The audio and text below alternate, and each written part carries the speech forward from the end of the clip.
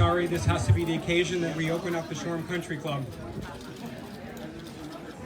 But I really appreciate everybody coming out. Find a place in the shade.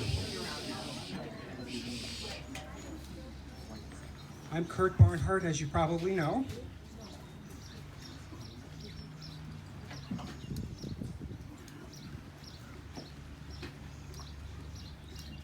I want to thank you for coming to memorialize my mother, Rita Skeeter Barnhart. As you have heard, she passed away after taking a morning or during her afternoon nap on Monday afternoon. Luckily for her and all of us, it was a very peaceful time. She went to sleep and just didn't wake up. We miss her. It's never an easy time. And I don't want to talk about her death, I want to talk about her life, which is why we're here for this service. She was a wonderful woman. She was many things to many, many people. Rita Skeeter Barnhart was a wife, a mother, a friend, a confidant, a co-worker, all of those things. She really did have a wonderful life. I can look back and tell stories, although I'm having trouble doing that with humor in my voice at the moment. But she was a woman that flew planes, she piloted boats, she rode cars, she traveled the world.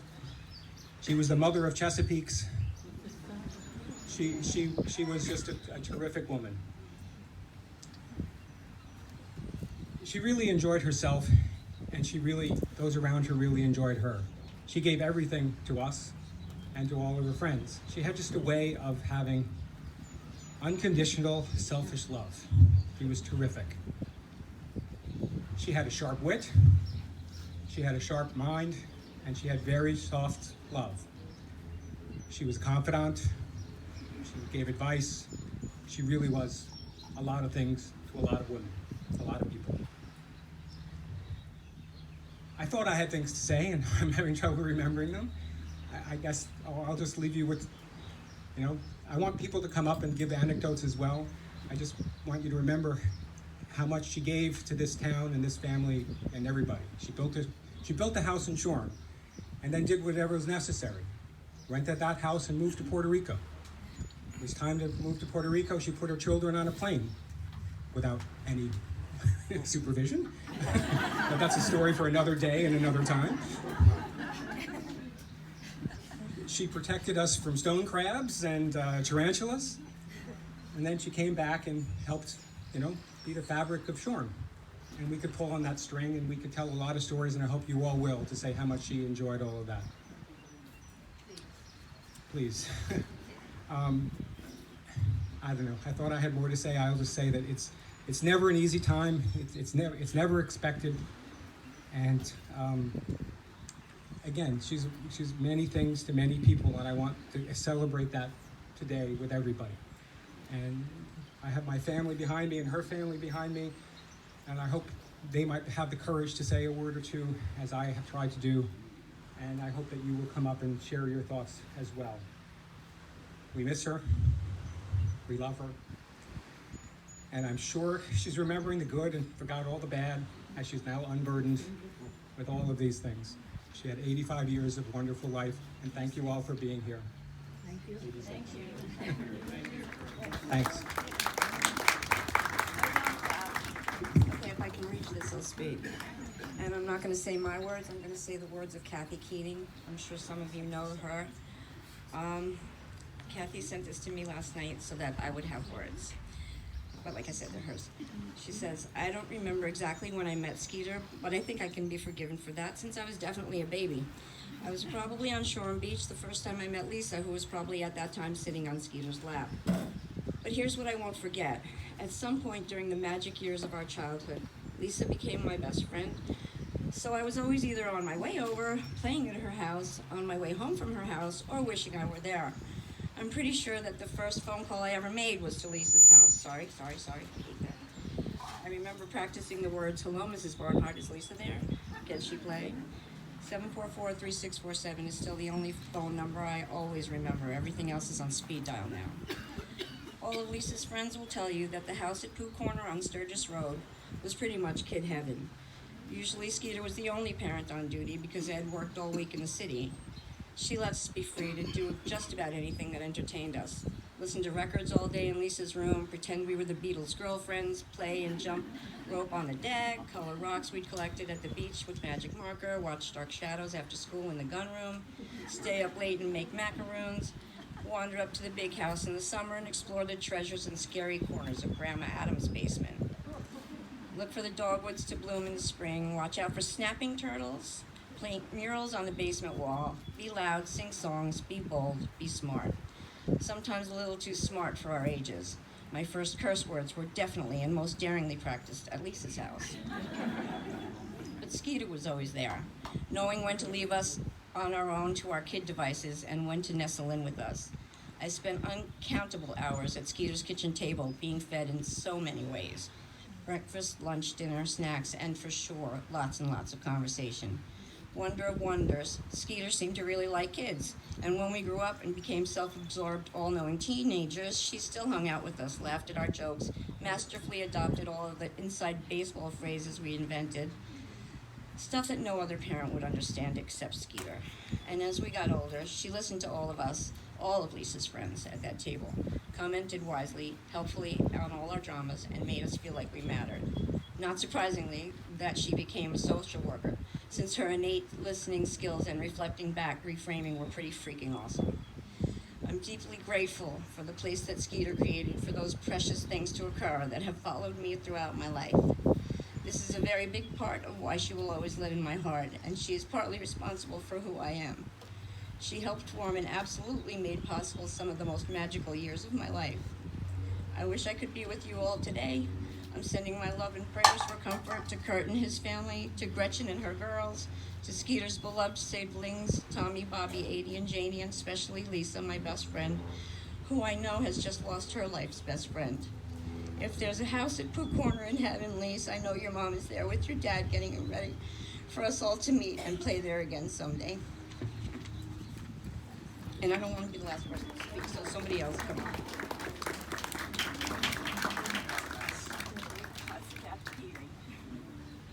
I'll say it loud. Thank God for Kathy Keating.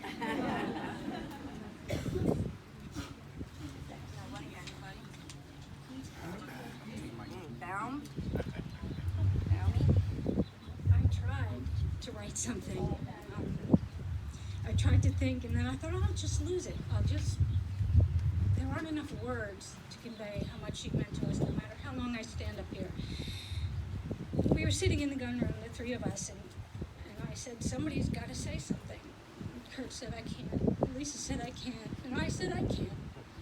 And we waited a few minutes, and I said, someone has to tell them how wonderful she was. Somebody has to tell them about when she laughed so hard nothing came out. She just shook. And how she would literally have 4 books she was reading at the same time all over the house, and she literally ate them. She would peel a little piece of paper and either form it into an accordion or roll it. She had the patience of a saint. Kurt mentioned it. With my dad, she just was so patient. He picked us up. We were 3 kids under the age of 7. He moved us to Puerto Rico. And we were unsupervised because the story is I was running up and down the aisle singing, we're going to Puerto Rico. And he would put together sailplanes on our front yard, and he would put traffic lights in the A-frame of our house. And she just took it all in stride.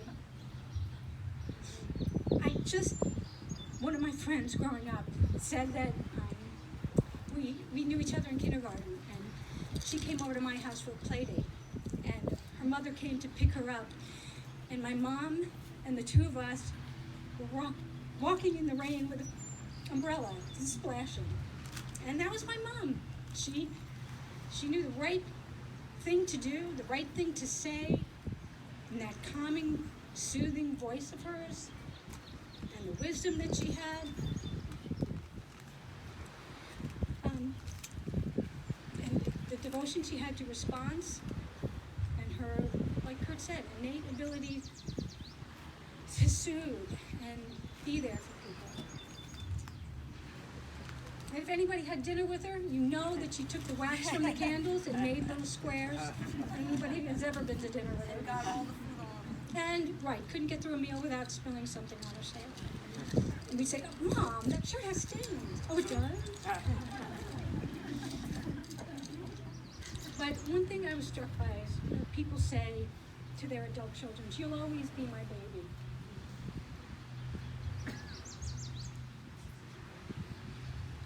And Mom personified that. She mothered us and supported us and loved us until the day she died. Always giving, giving, giving.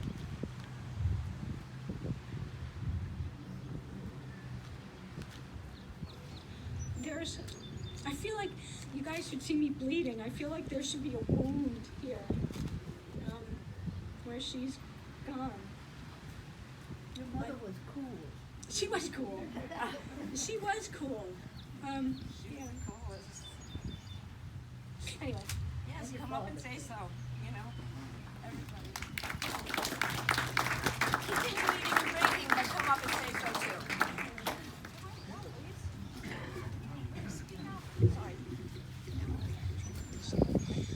Hi, I'm Alice. I'm Skeeter's favorite daughter-in-law. That's the joke. And when the phone rang on Mother's Day, this Mother's Day, and I saw it was she, I thought, oh no, she fell. Do I tell Kurt? Do I not tell Kurt? But she didn't fall. She called to talk to me about being a mother. And we got into some serious conversations the last few years when she would visit us at the beach. And I knew her strongest conviction next to at Barnhart was being a mother. And being a mother was everything to her. And so when I think about that and everything that it meant to her, I know that, Lisa, you made her feel like a mother. It was the first time she could be a mother, and she'd laugh, make mistakes or whatever, but that's when she felt like a mother. And I hope you carry that with you. And Gretchen, no words. She told, when we were visiting with Sis many, many years ago, she told Sis, when your daughter has a daughter, there's a bond that's like no other. And I know you had that with her. Yes. And I know that that's something that only you two will ever share. And Kurt, the bond between a mother and a son is a force to be reckoned with. And you were that. And besides that, she was proud of you, yes, but she respected you. She respected your decisions. She respected your actions. She respected your fatherhood. And I hope that helps, even a teeny bit in that time with her. And I'm glad I got to be part of the family and get to know Ed and Skeeter. It was a privilege.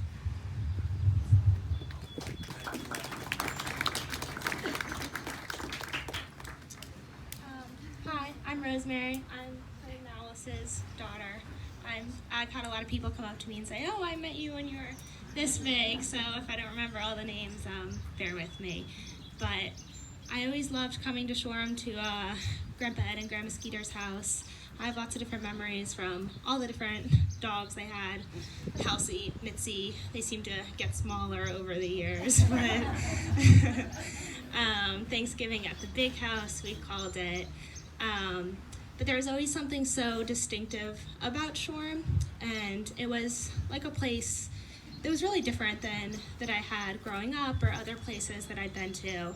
And I think Shoreham really was Grandma Skeeter's. I think seeing everyone here and having such a vibrant community and the people that she met was a piece of her that I never really saw. Having the unique perspective of a granddaughter, I never really got to know, and I put pieces together over the years from different faces and various stories, and some that I knew and some that I'm learning to know over the years. And again, that was the piece that that maybe I didn't get of her, or that I didn't get to see. But it's really nice to see all the people that came out, and just hearing about all the different relationships that she has, like, really shows what a special person she was. I mean, she means so much to all of you in such different ways, and I think that's really amazing. You all loved her in different ways, and that is something to be celebrated. So thank you guys for coming. It's really nice to see everyone.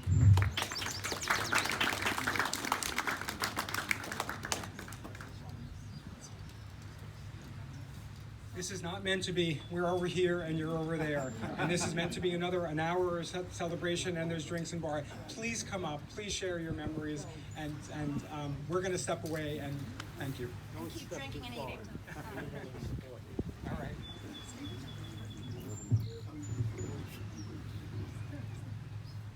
Of course, I said I wasn't going to say anything, so this will be brief. She was my big sister by 2 years.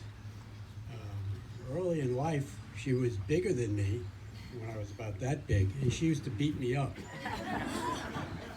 She would torture me. She'd get on top of me. She'd tickle me until I was screaming for mercy. You probably didn't know that about her. She was a masochist, or sadist, I should say. But as the years went by, things smoothed out between us. And though she was only 2 years younger than me, she really guided me along in many ways. Much of what I ended up being in some ways was from her. She used to play the piano, and I was envious of that, so I'd get on the piano and I'd diligently learn to play something, and however poorly it was done. And it was due to her. We'd later make believe we were playing a Bach fugue, and we'd bang away at the piano and have a wonderful time. And then as years went by, I guess a lot of it influenced with Ed, because he was 10 years older than Skeeter. That makes him 10, 12 older than me. And I still have dozens of their vinyl recordings of Beethoven and whoever. And then on to opera, which they loved, and would, somebody was saying, blast out of their stereos in the night. We used to go over there, they'd put on something, turn the volume all the way up, and Ed and I would sing an aria together, which was horrible, scare all the dogs. So she was a lot of an influence on me. We disagreed on a lot of things and loved each other intensely because of it, because whatever disagreements we had, we always resolved. I was always right, she was always wrong. And she was a wonderful, wonderful sister and companion. I looked forward to seeing her every time I saw her. I didn't see her enough. And I feel cheated that she left so quickly, and that it was very rude of her, I think. But she's in a better place, as they say, and we'll all find a way to work around that part of us that's missing now, and make the best of our lives from now on. Here's to Skeeter.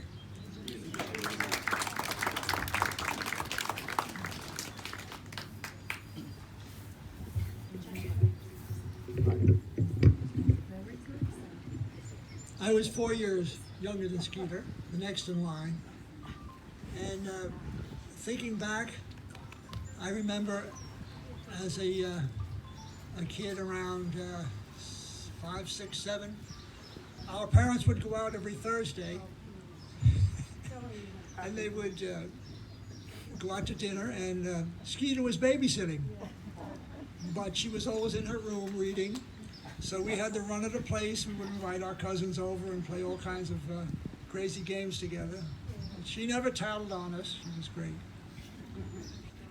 And then as time went on, I spent a lot of time in preparing for my vocation. And in high school, I remember, as a priest, you were supposed to stay away from young women. Well, at the house, she went to Mary Lewis Academy, and there were always very vivacious girls in the house. So then I went away and spent a little more time in college than I did at home. And I was a priest for 10 years, and I had a sense that I wanted to get married and leave. And I went to Skeeter before I went to my parents, because I felt kind of close to her, even though I had very little contact with her. And I said, what should I do? And she said, come on, Bobby. She says, everybody will love you. That's what they want. They want you to do something that you'll be happy. And she made me feel so comfortable about the family's acceptance and my acceptance. So she was a great counselor, very close. So thank you, Skeeter, and may eternal rest come unto thee. Amen.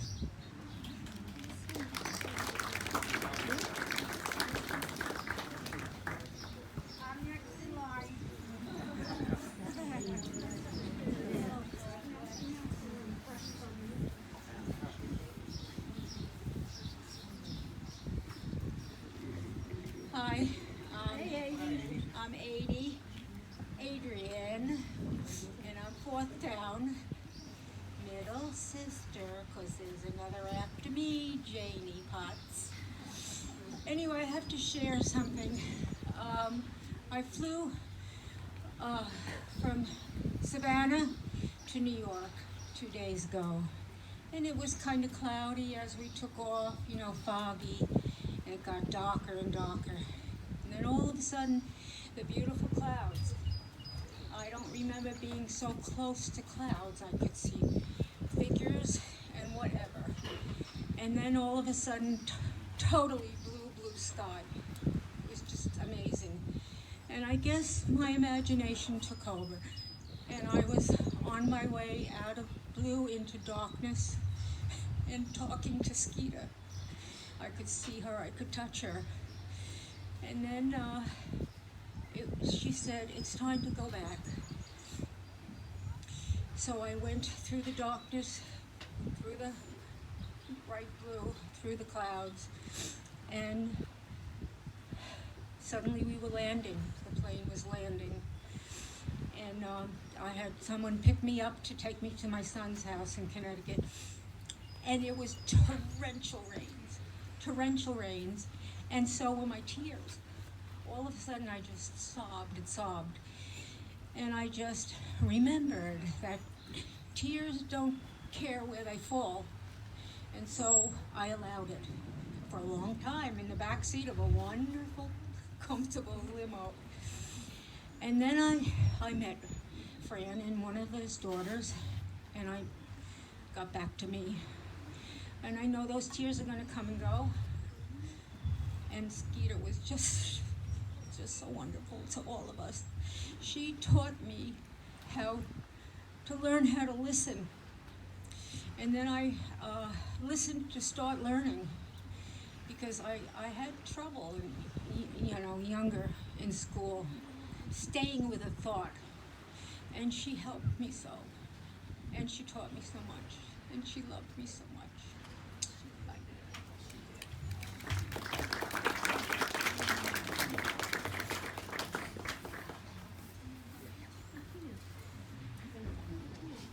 Gilly, you don't have something to say? For once? Whoa, here I am. Hi, so I'm Brian Adams, and I'm a cousin. And you know how they say when you're growing up, other kids' parents are cooler than your parents? And this is totally Skeeter and Ed, because their house was a cool house. We could practically get away with sneaking and stealing cigarettes from our parents and sneak them. Sorry, busted. And so my father, Bob Adams, was their older cousin, and they lived around the corner in Richmond Hill. And so he was happy to be like the older cousin, and they used to get together and play. And but we were closer in age to Janie because she was the youngest. So Skeeter and Ed's house, they were the coolest couple ever, because they just were like so accepting and so like willing, as Kurt mentioned, to be like sort of friends with, kids, not like authoritarian, but just like accepting, totally accepting, and always into fun things to do. So then later on, growing up, Skeeter was really good friends with my mom, Agnes Adams, and they used to be walking. They would walk. And they would walk around Shoreham. So one time they decided, there's a trail by the high school, a nature trail. And they said, well, let's go walking there. So they were walkers, not hikers. So they went over there, and they got lost in the woods. And then at first it was kind of funny. And then as the day was going on, they're like, what are we going to do? Like, where's the North Star? Where does the sun set? So eventually they came upon other people, and they finally found their way out after 4 hours in the woods. So my parents got divorced. So remember, my father is the cousin Adams. My mom was, his wife. They got divorced. And it was because my mother got to be such good friends with Skeeter that she decided, I want to stay in Shoreham. Like, that's where I want to stay. That's where my support system is, because they were such good friends. So that's sort of like the story of them and their relationship to where I am. The exact relationship is that my father, so my grandfather, and Dr. Tommy Adams were brothers. So of, I think, 5. So the other thing I have to remember, Skeeter, is that I am, and I'm sure most of us, are blessed with having Skeeter's doodles. So you can see some of them here, but, I'm sure some of us have some at home that now we'll treasure even more. So we'll miss you, Skeeter, but we know that she's in a better place. Thanks.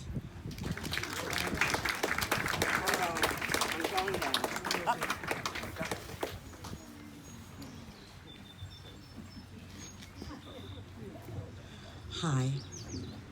While I'm not a real blood relative of the Adams Barnharts, I'm in Shoreham, and my whole family is in Shoreham because of the Adams and Barnharts, and I know all of them very well, and especially Skeeter. And I do want to thank Kurt and Alice for naming their daughter after me. Thank you. I don't know another Rosemary, so thank you very much. I'm sure that's why. I had to write down what I wanted to say in hopes that I could get through. All right, now I can. Skeeter has been a huge part of my life for well over 50 years. We laughed together a lot. We cried together more than I wished we needed to. We walked and we talked together. We vacationed together. She counseled me. We watched, this is true, every episode of every season of The Sopranos at our house on Tower Hill Road. Because Ed wouldn't get HBO or Showtime or whatever it was, Skeeter had to come and watch it at our house. We shared secrets. She was truly like a sister to me. She was with me during my darkest times, and she was with me through all of the good times. So having to say goodbye is probably one of the hardest things I've ever had to do. And I just want you to know that I will miss her every day of my life. Thanks. For sharing.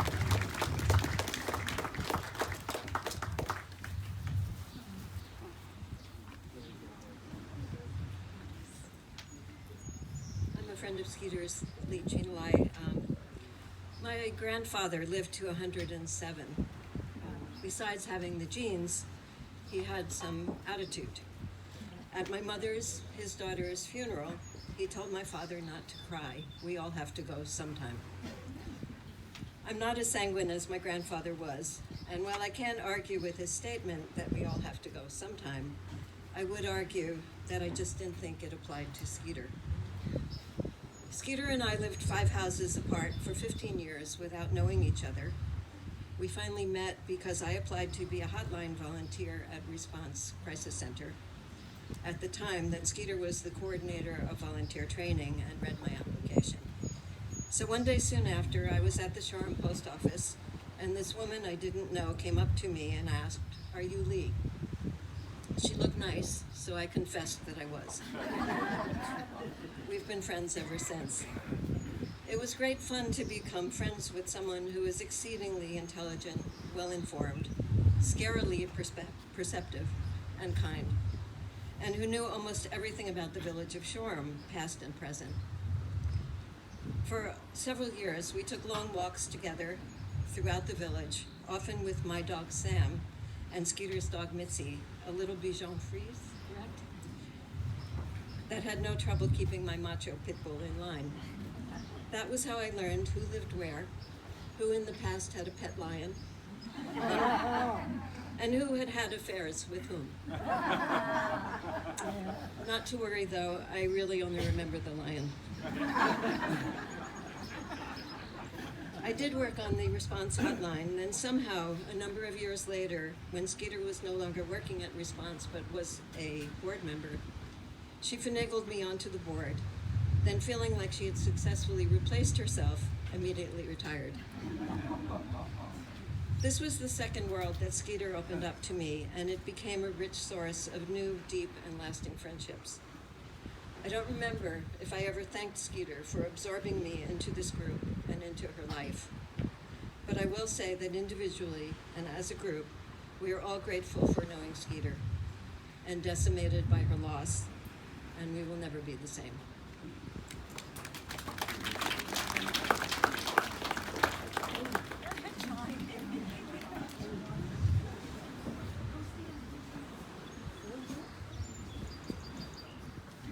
In 1989, Skeeter came through the response training program. It was a double-peered program for 6 weeks. Skeeter needed maybe 6 minutes of it and not much more. We recognized immediately that she was a star, something that all you people knew before we did. And for 2 years, she enjoyed being a volunteer. She did it beautifully well. And in 1991, I was interviewing people for the position of coordinator of response training and education. Skeeter did not apply. I begged her, I pleaded with her, and because I knew she would be wonderful at the job, I offered her a smoking room any place she wanted. And she took the job. And for a substantial period of time, we had an idyllic situation. She trained volunteers and educated them about how to listen to crisis callers with empathy and compassion, and she taught with empathy and compassion. And we ended up having this beautiful, helpful, wonderfully effective group of volunteer telephone counselors until there was a problem. And the problem was this. Every once in a while, a guy would call the hotline for sexual gratification. The call began in every style of, I am in crisis, and this is my problem, and it had nothing to do with sex, for minutes, and then it became sexual. And the female volunteers were, as you might expect, irritated and angry, and some of them felt duped, because they were, and abused. And our wonderful group of volunteers became less happy, and we had a problem. So Rita sat down to work a workshop, to formulate a workshop. They weren't mandatory at that time. I think now they are. But you could come to a workshop if you wanted to, and not if you chose not to. So she formulated this workshop about how to recognize the sexual gratification caller and how to terminate it. And she put up a sign-up poster that said, sexual gratification caller, sign up. Nobody. She then put up a poster that said, sexual gratification caller, pastries and coffee will be served. 4 people. And then she came to my office and she said, I changed the sign-up sheet, don't be mad. And the sign-up sheet said, the sexual gratification caller, how to get off before they do.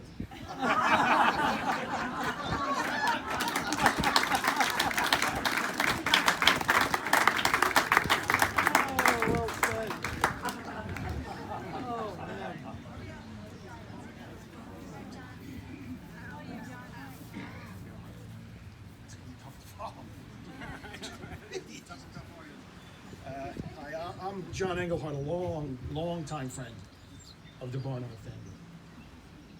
And I want to thank Brian here for stealing my freaking speech on how great Ed and Skeeter were. I had a long 40-minute thing planned out, but I'll just scrap that. It was quite a house when we were growing up. And I just want to thank Ed and Skeeter once again for making myself and all of my friends so welcome and at home. It was like a home away from home. I know I felt like that, and I'm sure a lot of my other friends did too. I don't know how many times, Scott, Kurt, we watched that. I always win a Stanley Cup in the gun room and Caddyshack. We were there all the time because Ed was the first one that I ever knew that had a VCR. We can watch stuff over and over again. And a microwave. How many things did we experiment with? Will this explode in this magnificent machine that none of us have ever seen before? And Skeeter was just right there with us, so supportive and welcoming. And I said it at Ed's memorial, I'll never forget him, and I'll never forget Skeeter either.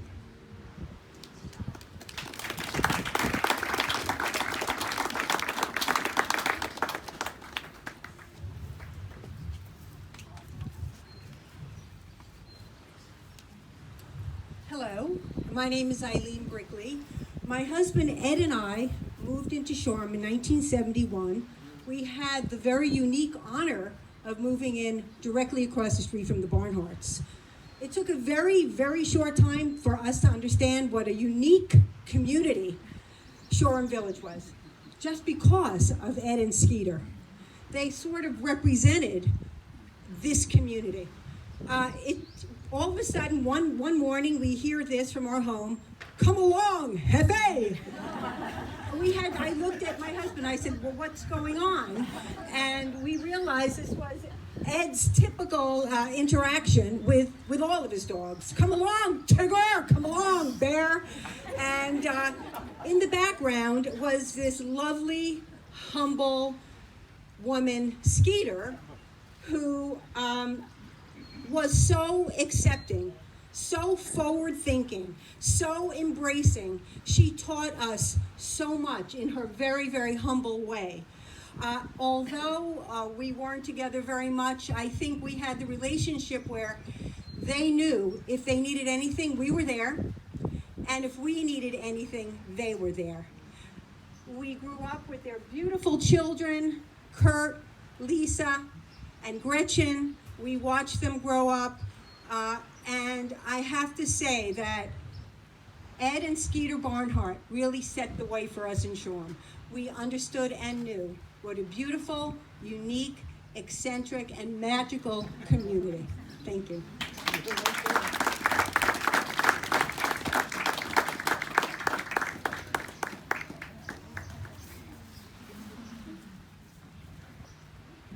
So unlike the rest of you, I don't have decades and decades of history with Ed and Skeeter.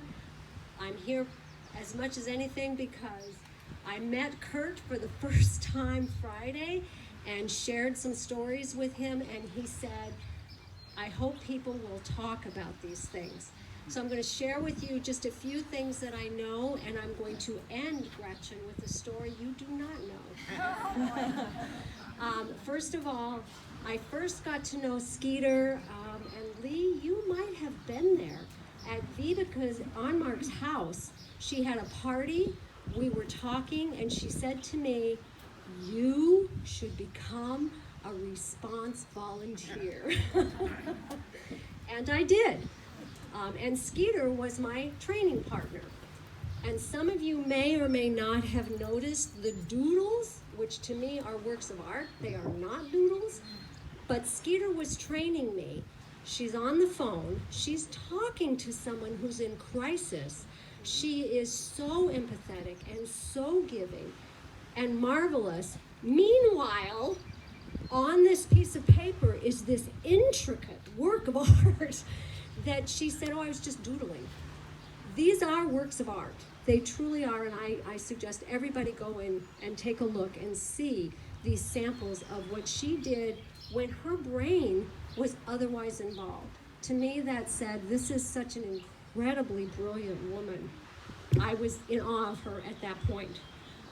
Another thing many of you may or may not know is that there is something called the Shoreham Book Club. Skeeter was the founder. It wouldn't have happened without Skeeter. It is still going on to this day, and we owe Skeeter a thanks for that. The final thing, Gretchen. Many of you know that Gretchen plays tennis. Many of you, probably more of you, know that I play it to a much less degree. But Gretchen and I were partners one summer, and we took it, I think, all the way to the finals. Is that right? Okay.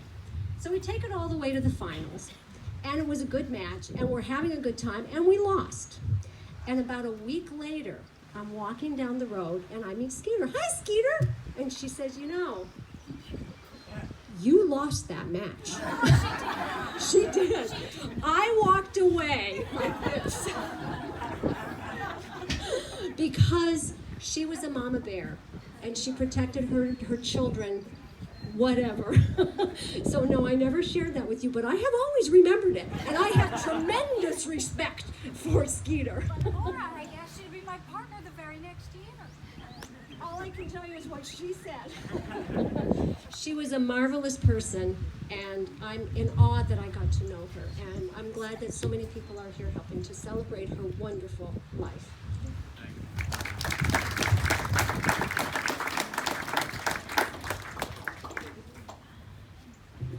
Hi, I'm Thomas. I'm Skeeter's grandson, and I think a couple people have already said this here and there, but she was a really cool grandma. Like every time I'd go to visit, she'd show me new totem from her world adventures, or I'd hear another story about how there's a lion outside of her tent on her African safari. Just the coolest grandma, and I'll just always remember her.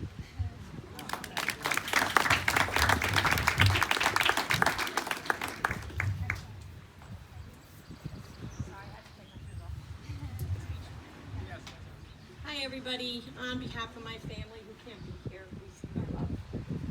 but everybody's already told a doodle story, and that's my story, because when I was driving out here on Friday, I'm like, when am I going to talk about Skeeter? I've known her my entire life. Our families are bonded. I just told Kurt this the other day. When my parents got married, Skeeter and Ed were their witnesses, and when we had their 50th anniversary, they stood up for them there at their party.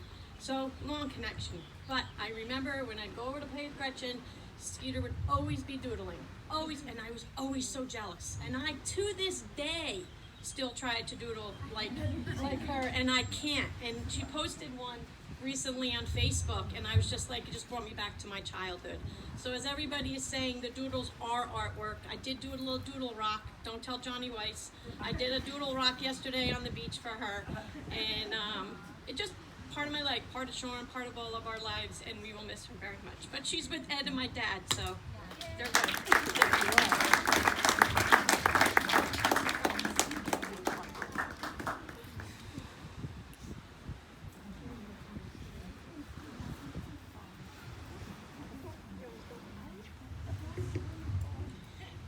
I'm John, Grandma Skeeter's grandson, and she gave the best hugs. When I walked into 1 Beatty Road, Aunt Gretchen's head kisses, they're alright, but her hugs were just made me feel very warm and safe. She loved the beach. I always picture her with the all white clothes with sea glass necklaces that Aunt Mia would make. And I can picture her walking the beach in heaven, if there are beaches in heaven, with Grandpa Ed with his tan fishing outfit with his orange hat, walking and picking up sea glass along the way. So she was a very good grandma, and I will always remember her.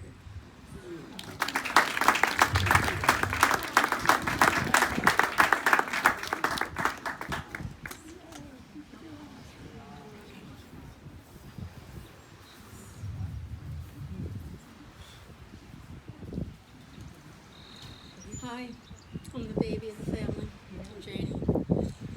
I wasn't going to come up here, but my brothers and sisters shamed me by all coming up and talking.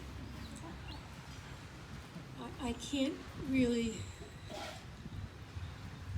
talk too much about Skeeter because she was my best friend too. She was my confidant. Oh my God, was she my confidant? Any little thing that went wrong in my house, I'd pick up the phone and say, Skeeter, help. And she was there. She would always have the right word to say to me. We went on wonderful trips together. We had a ball. We talked a few times a week. Every week I spoke to her 2 days before she passed. And I just want to tell you, I'm not a woo-woo person really, but I think a lot of you know that Skeeter, with her reading glasses, she only used one lens, and she would poke out the other lens so that you would just see with one lens. And you'd find lenses, on kitchen tables, or all of you'd step on one, and look at it. So when I came out on Thursday, I went up to the big house, to Tommy's, to the bedroom that I always stay in. As soon as I walked in, I saw a lens on the dresser, and the only thing I could think of was Skeeter was telling me that she's fine. Oh my God, I'm like, oh.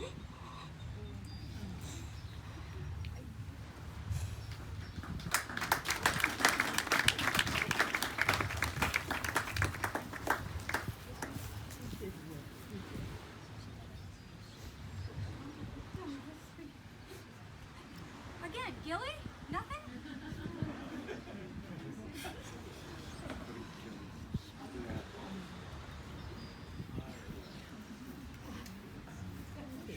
What's up, Sheila?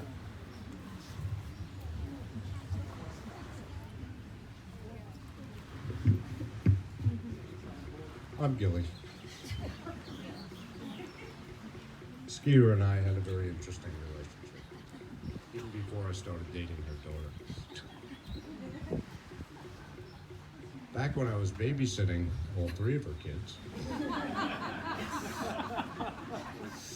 when they were living, they were in food quarters, and the Tommy Adams kids were over there. And Kathy Clementi was babysitting over there in the cottage, which is just right there, right next door. Certainly within earshot. Both buildings were in earshot of each other, so I felt it was perfectly justified that I could go over and visit Kathy after all the kids had gone to sleep. And what's the harm? I could hear what was going on over at the Adams house, the Barnhart house. Well, Skeeter returned unexpectedly from the club and found her house unattended by a responsible individual. Her kids had been abandoned by me, and I was over at the Adams cottage, and she was not a happy camper. And we hadn't really known each other that much before that, so I guess that kind of set the tone for our relationship. But over the years, Skeeter did show me love in spite of that bad first step.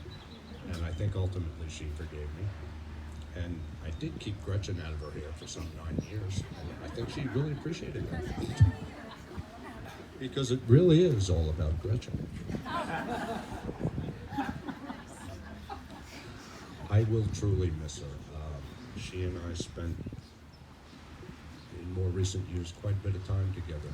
And I was there in and around the house quite a bit in Ed's declining years. Ed was one of my best friends, and Skeeter was always a good friend. And I feel kind of happy and honored that I was able to travel that path with him.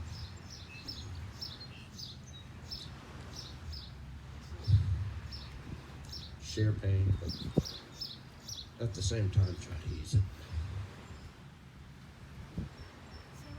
Well,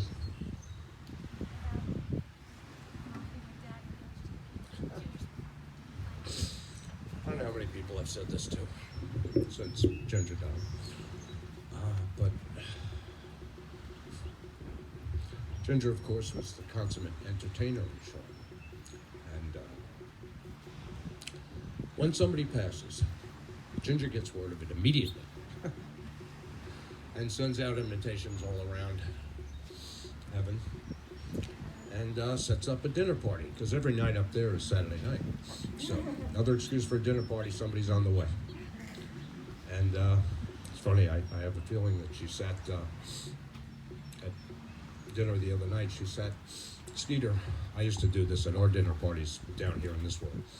I used to sit Skeeter between two arch conservatives, and I would sit nearby. When things got down to just a slow glow of the coals, I'd reach down in my pocket and come up a little kerosene and throw it across the table so it would flare up again. Ed Weiss and maybe John Bates on either side of Skeeter. Well, up there, Ginger sat Skeeter between Ed and I think maybe George Muller. Just to torture her a little bit. But they're all together now. They truly are in a better place. They're not worried about the things that we have to worry about day to day. And every night, like I said, is Saturday night. Ain't nothing wrong with that. And I also said to Gretchen the other day,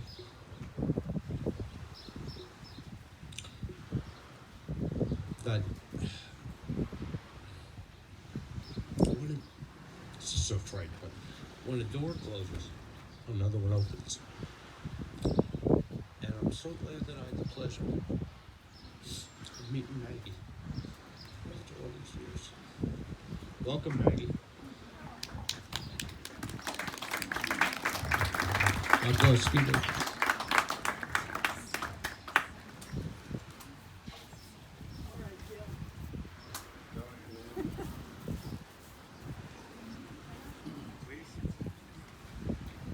Hi, I'm Nancy. On the scale of 1 to Shoreham, Neil and I have been here for about a minute.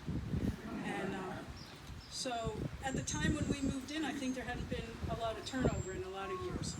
So we were the new people. And Lynn Morris had a hen party so she could introduce me to the ladies. So I go in there and I'm me, and there's Barbara Lorenzo and Yanni and Judy Vogel and Louise, and I'm feeling really big and awkward and don't know anybody, trying not to do the wrong thing. What if I use the wrong fork? What if I trip over my feet? And Skeeter comes over and she puts her hand on mine and she says, "You're good, you're good." And it was great, and I got to know everybody, and it was beautiful, but I can't tell you how comforting it was from a person who likes to be called Spike to meet somebody named Skeeter. I knew everything was going to be fine. So that's my Skeeter story.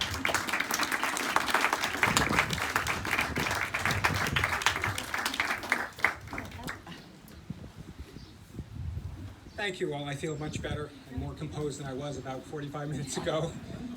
This is wonderful. Let me formally thank Joe Falco and Laura Beige for allowing us to open the club like this. It's the wrong occasion, but I really appreciate the effort and the time that went into it. Let's please share stories privately for a few more minutes, another hour. There's still food and drink. I'll come to the shade, and again, thank you. And we all miss her, and I really appreciate the outpouring of love that I felt. To Skeeter.